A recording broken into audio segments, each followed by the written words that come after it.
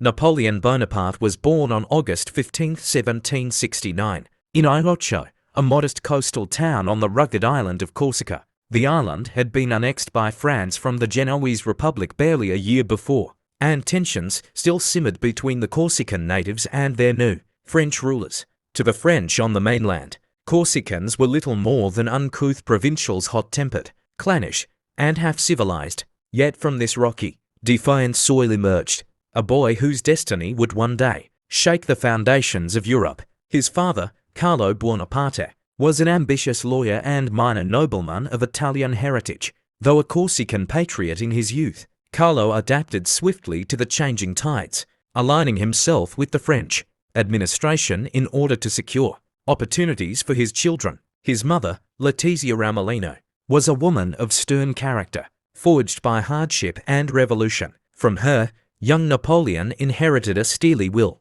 an iron discipline, and an unshakable sense of purpose. Napoleon directed the labor himself. He oversaw the gun placements. When the assault came, his batteries unleashed such ferocious fire that the British were forced to evacuate. The victory was decisive. More importantly, it was symbolic. France had reclaimed its pride, and the nation had found a new hero. Within weeks, Napoleon was promoted to brigadier general. In Paris, his name began to circulate. Who was this audacious Corsican with the mind of a tactician and the resolve of a storm? Some dismissed him as a lucky upstart. Others sensed something more dangerous. A man who not only understood the art of war, but also the mechanics of power. The revolution, still in turmoil, would soon find itself needing such a man.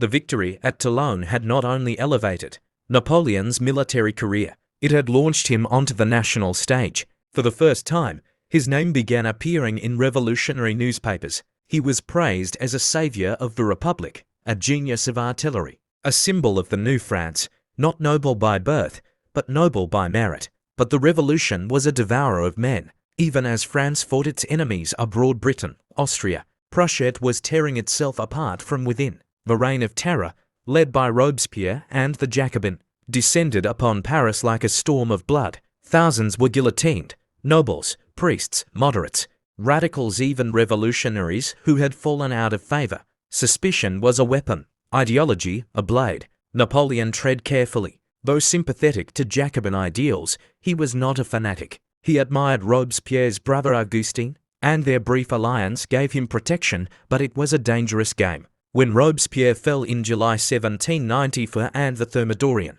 reaction swept through Paris, many of his former allies were arrested or executed. Napoleon, too, was briefly imprisoned. In a dark, dank cell, he contemplated the fragility of fate. One misstep, one wrong word, and his head might have rolled into a wicker basket. But fortune favored him. His connections and his relative obscurity spared him. After a few weeks, he was released. Still, the experience marked him. He had seen the revolution's teeth. He had glimpsed its chaos. And he had resolved something vital. He would never again be a pawn in someone else's game. After his release, he returned to Paris, jobless, under suspicion, and nearly destitute. The once promising general had become an afterthought in a France exhausted by war and revolution. He spent his days wandering the streets, borrowing money from his brother Joseph, writing political essays no one read. He was only 25, but already he had tasted glory and exile,